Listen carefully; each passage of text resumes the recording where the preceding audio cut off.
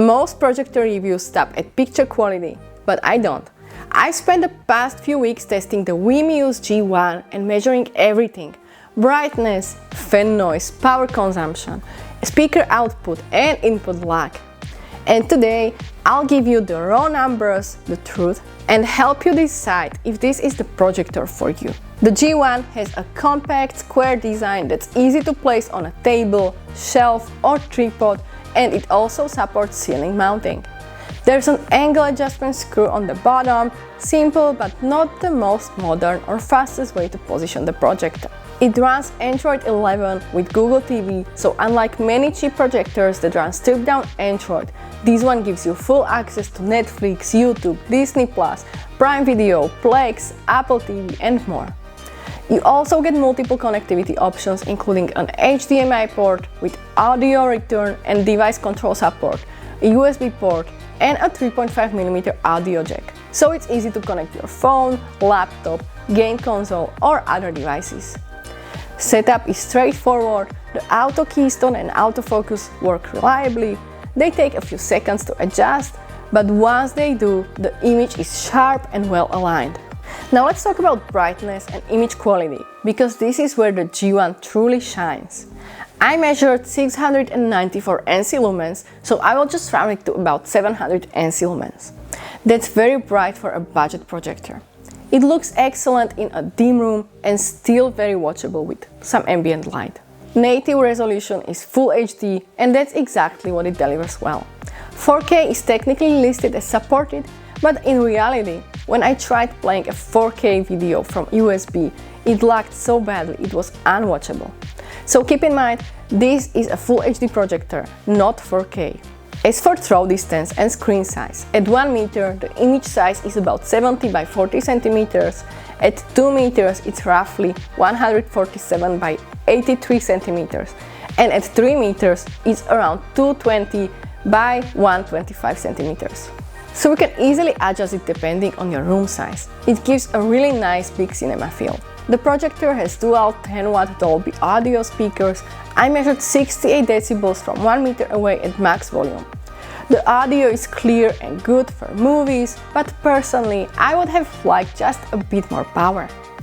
You do have multiple sound profiles, standard, movie, music, sport and expert settings like dialogue enhancer, auto volume and surround mode. It also supports HDMI ARC, Bluetooth 5.2 and can easily pair with an external speaker if you want a bigger sound. The Google TV experience here is almost the same as on Smart TV, which is great for content, but a bit heavy on performance. For the most part, it's responsive, but occasionally navigating through the menus can feel slightly laggy. Not a deal breaker, but sometimes noticeable. Voice control works well, casting from my phone was smooth, and I like how easy it is to switch between multiple YouTube accounts. There's also proper parental control and kids mode with screen time limits and app restrictions. But there is one annoying Wi-Fi bug I ran into. Sometimes in kids mode it shows no internet connection even though Wi-Fi is connected. That's something I really hope gets fixed in a firmware update. Alright, let's talk about the real measurements I got during my tests. First, brightness.